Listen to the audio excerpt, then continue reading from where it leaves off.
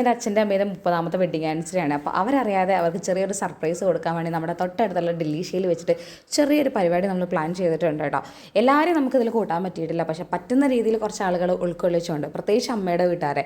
ഒരുപാട് നാളുകൾക്ക് ശേഷമാണ് അമ്മയുടെ വീട്ടുകാരായിട്ടൊരു ഗെറ്റ് ടുഗദർ തന്നെ ഉണ്ടാകുന്നത് കേട്ടോ.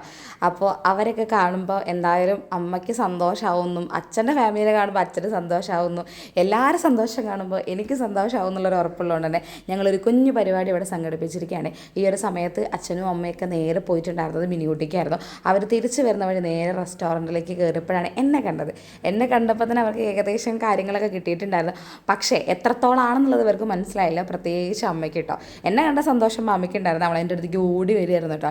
അവർ നേരെ കേക്കിൻ്റെ അടുത്തേക്ക് വന്നപ്പോൾ ഇതെന്നില്ല ഞങ്ങളുടെ കൂടെ വരാൻ എന്നൊക്കെ ഇങ്ങനെ ഓരോന്ന് പരിഭവങ്ങളും പരാതികളൊക്കെ പറഞ്ഞ് നേരെ അങ്ങോട്ട് കയറി വന്നപ്പോഴാണ് അമ്മയുടെ ഫാമിലീനെ കണ്ടിട്ടുണ്ടായിരുന്നു കേട്ടോ. അമ്മ ശരിക്കും ഞെട്ടിപ്പോയിട്ടോ. അമ്മയുടെ ആ ഒരു ഞെട്ടൽ, അമ്മയുടെ മാത്രമല്ല അച്ഛൻ്റെയൊക്കെ ആ ഒരു ഞെട്ടൽ കണ്ടപ്പോൾ ശരിക്കും അവർ സർപ്രൈസ് ആയിട്ടോ. ഞങ്ങളെ കൂട്ടത്തിൽ നിൽക്കുക ഓരോരുത്തരും പറയുന്നുണ്ട്, അവരറിയാതെ നമ്മളിവിടെ ചെറിയൊരു പരിപാടി പ്ലാൻ ചെയ്യല്ലേ, അപ്പോൾ പെട്ടെന്ന് ഇത് കാണുമ്പോൾ നമ്മളെല്ലാവരും കാണുമ്പോൾ എന്തായാലും അവർ സർപ്രൈസ് ആവുമെന്ന് ഉറപ്പാണ്, നല്ല രസം ഉണ്ടായിരിക്കുന്നൊക്കെ എല്ലാവരും പറഞ്ഞിട്ടുണ്ടായിരുന്നു. പറഞ്ഞ പോലെ തന്നെ അവർക്ക് ഭയങ്കര സന്തോഷമായിട്ടോ. അവരുടെ ഈ ഒരു 30 വർഷം തികയുമ്പോൾ അവർക്ക് കൊടുക്കാൻ പറ്റുക എന്ന് പറയുന്നത് അവരുടെ സന്തോഷം തന്നെയാണ്. അവരുടെ സന്തോഷം എന്ന് പറയുന്നത് അവരെ ഫാമിലി കൂടുന്നതാണ്. എല്ലാവരും ഒത്തുകൂടാൻ പറ്റിയിട്ടില്ല എന്നുണ്ടെങ്കിലും കയ്യിലുണ്ടാകുന്ന കുറച്ച് ആളുകളെ മാത്രം ഉൾപ്പെടുപ്പിച്ചിട്ടുള്ള ഈ ഒരു കുഞ്ഞു ഫംഗ്ഷൻ അവർക്കും ഞങ്ങൾക്ക് നൽകി സന്തോഷം ചെറുതൊന്നുമല്ല കേട്ടോ. പെട്ടെന്നുള്ളൊരു തട്ടിക്കൂട്ടലായതുകൊണ്ട് തന്നെ സ്ഥലം നമുക്ക് എവിടെയെന്ന് പെട്ടെന്ന് തീരുമാനിക്കാൻ പറ്റിയിട്ടില്ലായിരുന്നു.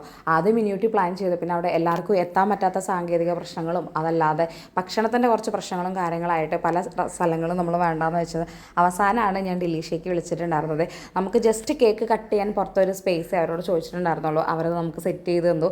അവിടെ വെച്ചിട്ട് നമ്മൾ ഇത് കട്ട് ചെയ്തപ്പോൾ അവർക്കുണ്ടായൊരു സന്തോഷം, അതിന് പുറമെ വീഡിയോയും ഫോട്ടോസൊക്കെ എടുക്കുമ്പോൾ നമുക്കുണ്ടായൊരു സന്തോഷം ചെറുതൊന്നല്ല കേട്ടോ. അതിനെടുത്ത് നമ്മൾ വെള്ളാമറം ഡെലീഷ്യക്കാരോട് താങ്ക്സ് പറയേണ്ടതാണ് കേട്ടോ. ഈ ഒരു സമയത്തിനുള്ളിൽ അവർ നമുക്ക് അകത്ത് ഫുഡും കാര്യങ്ങളൊക്കെ അറേഞ്ച് ചെയ്തിട്ടുണ്ടായിരുന്നു. അപ്പോൾ ഇവിടുന്ന് കേക്ക് കട്ട് ചെയ്യലും സമ്മാനം കൊടുക്കലും ഒക്കെ കഴിഞ്ഞതിന് ശേഷം നേരെ ഞങ്ങളങ്ങോട്ട് ഭക്ഷണം കഴിക്കാൻ വേണ്ടി കയറി കേട്ടോ. ഈ ഒരു ചിത്രം പൂർണ്ണമല്ല, എന്നാലും ഉള്ള ആളുകളെ ഒത്തുകൂടിച്ച് ഈ ഒരു 30ാമത്തെ വാർഷികം ആഘോഷിക്കാൻ പറ്റിയതിൽ ഒരുപാട് സന്തോഷമുണ്ട് കേട്ടോ. പിന്നെ നേരെ ഞങ്ങളെല്ലാവരും കൂടി അങ്ങോട്ട് ഫുഡ് കഴിക്കാൻ പോയിട്ടോ. ഇവിടുത്തെ ബിരിയാണി എനിക്ക് ഭയങ്കര ഇഷ്ടമാണ്, അതുകൊണ്ട് ഞങ്ങൾ ബിരിയാണി തന്നെയായിരുന്നു ഗൈസ് ഓർഡർ ചെയ്തിട്ടുണ്ടായിരുന്നത്.